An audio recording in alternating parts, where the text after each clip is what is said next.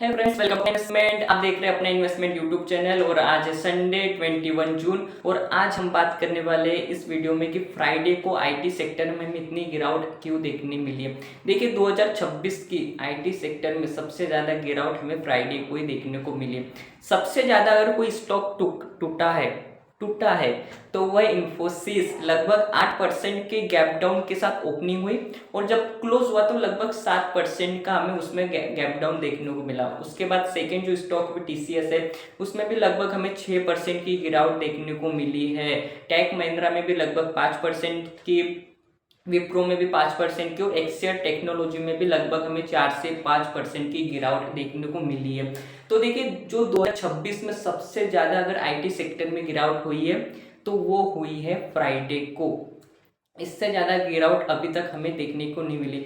या हम ये कह सकते हैं कि कोविड में भी हमें आईटी सेक्टर में इतना क्रैश देखने को नहीं मिला था जितना अभी हमें देखने को मिल रहा है। तो देखिए ऐसा क्या हो गया आईटी सेक्टर में कि आईटी सेक्टर इतना क्रैश कर रहा है। एक समय में जो आईटी इंडेक्स था 45,900 पे ट्रेड कर रहा था और अभी हम करंट में देखें तो जो आईटी इंडेक्स है वो 26,000 पे आ गया है। लगभग 40% का हमें यहाँ पे क्रैश देखने को मिल रहा है आईटी सेक्टर में। लगभग देख लो, महिंद्रा, विप्रो, इनमें भी लगभग हमें 30 से 40% की गिरावट देखने को मिली इन 4-5 महीनों में।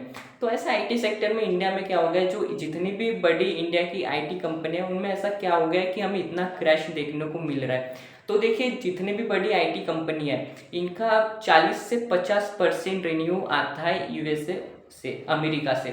और आपको पता होगा कि अमेरिका में जब से एआई आया है तो जितनी भी हमारी इंडिया की बड़ी आईटी कंपनियां हैं उनको काम मिलना थोड़ा कम हो गया है और उसी के चलते आप देख रहे होंगे कि ये अपने जितने भी इंजीनियर हैं उनको बाहर कर दे रहे हैं।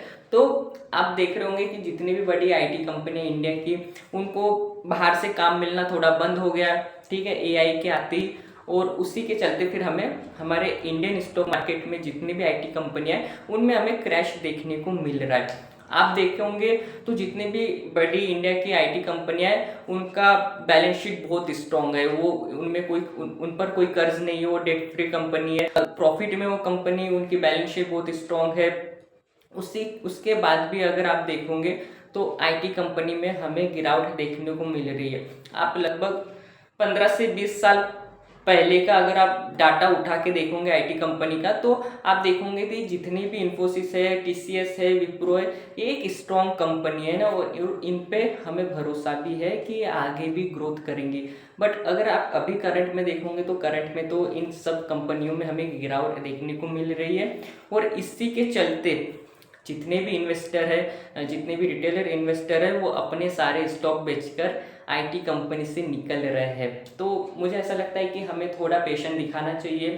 और अगर आपका लॉन्ग टर्म व्यू है, अगर आपको ऐसा लगता है कि मुझे 4 साल, 5 साल, 10 साल तक इन स्टॉक्स में बने रहना है तो फिर आपको घबराने की कोई बात नहीं है।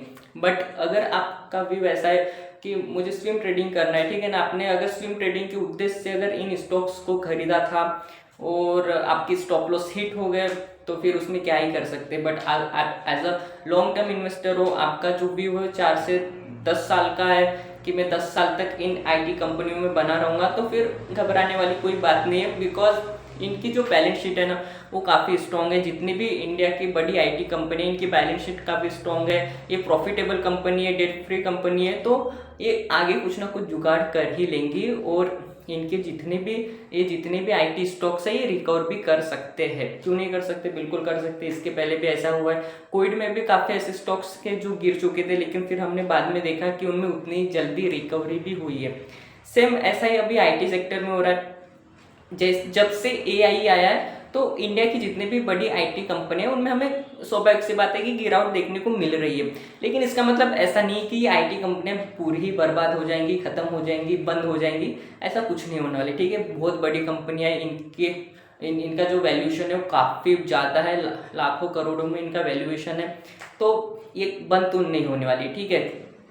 इतना हमें विश्वास है इंडिया की आईटी कंपनी में कि बंद तो नहीं होने वाले, कुछ ना कुछ जुगाड़ करके फिर से इनमें हमें एक रिकवरी देखने को मिलेंगी। लेकिन ये रिकवरी कब देखने को मिलेंगी, इसकी कोई गारंटी नहीं है, ठीक है। 1 साल भी लग सकता है, 2 साल भी लग सकते हैं, 3 साल भी लग सकते हैं और 4 साल भी लग सकते हैं। क्योंकि आप देखोगे तो जितनी भी बड़ी आईटी कंपनियां आईटी इंडेक्स है, इनमें लगभग 40 से 50% का क्रैश आया है।